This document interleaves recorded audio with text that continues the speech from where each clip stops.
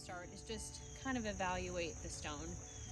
Make sure that the stone is in good enough condition. A marble stone would have some disaggregation. A way to kind of test that is if you ran your hand across the stone and you could see little grains coming off,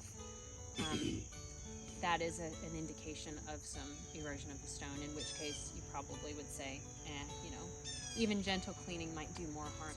Dirt, bird droppings, maybe clay splashback from the soil, and those things can be easily removed with a simple detergent cleaning.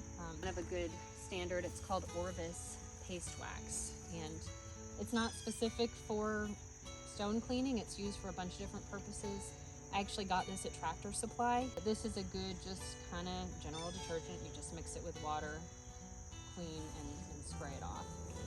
Lichens, moss, algae, mildew, and that can have a pretty negative impact on the appearance of the stone.